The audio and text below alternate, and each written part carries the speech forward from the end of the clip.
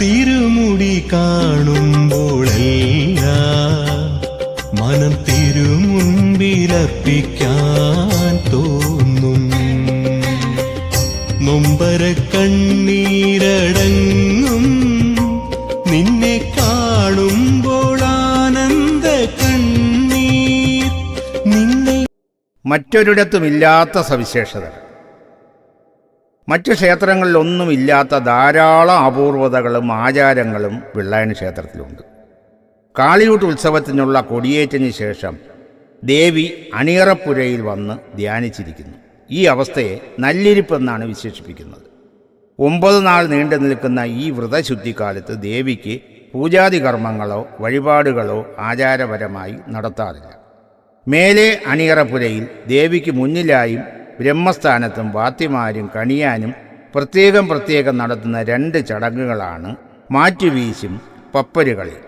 കിഴക്കേ അണിയറപ്പുരയിൽ ദേവി ഇരിക്കുമ്പോൾ മാത്രമേ ഈ ചടങ്ങുകൾ നടത്താറുള്ളൂ. ദേവിക്ക് മേൽ ഉണ്ടാകുന്ന ദൃഷ്ടിദോഷങ്ങളും മറ്റ് ആസുരിക ബാധകളും ഒഴിവാക്കാൻ വേണ്ടിയാണിത്. 2 വാത്തിമാർ അരയിലൂടെ ചുറ്റിയ വസ്ത്രങ്ങൾ കരടിവാദ്യത്തിൻ്റെ അകമ്പടിയോടെ പ്രത്യേക താളത്തിൽ ചുഴറ്റി നടത്തുന്നതാണ് മാറ്റുവീശ് എന്ന ചടങ്ങ്. അതിനുശേഷമാണ് പപ്പരുകളി എന്ന മുറക്കോലം. ദേവീ കിരീടത്തിൻ്റെ രൂപത്തിൽ തീർത്ത കിരീടം ധരിച്ച കണിയാൻ സമുദായത്തിലെ ഒരാളാണ് ഈ കർമ്മം നടത്തുന്നത്. കരടിവാദ്യത്തിൻ്റെ അകമ്പടിയോടെയുള്ള പപ്പരുകളിക്ക് ഉണങ്ങിയ തെങ്ങോല കൂട്ടിക്കെട്ടിയത് കത്തിച്ചു പിടിക്കാറുണ്ട്. നല്ലിരിപ്പിൻ്റെ അവസാന നാളുകളിൽ കാലൻ പുറപ്പാട് എന്ന ചടങ്ങോടെ പപ്പരുകളി അവസാനിക്കുന്നു. ശ്രീകോവിലിനുള്ളിൽ വെച്ച് ആരാധിക്കുന്ന ശിവനെ ഉത്സവാരംഭത്തിൽ തന്നെ പുറത്തെഴുന്നള്ളിക്കുന്നുണ്ടെങ്കിലും ബ്രഹ്മ വിഷ്ണു സങ്കല്പങ്ങളായ ലിംഗങ്ങളെ ആറാട്ട് ദിനത്തിൽ മാത്രമാണ് പുറത്തെഴുന്നള്ളിക്കുന്നത്. വെള്ളായണി ദേവിയെ ഉണർത്തുന്നത് കരടിവാദ്യത്താലാണ്.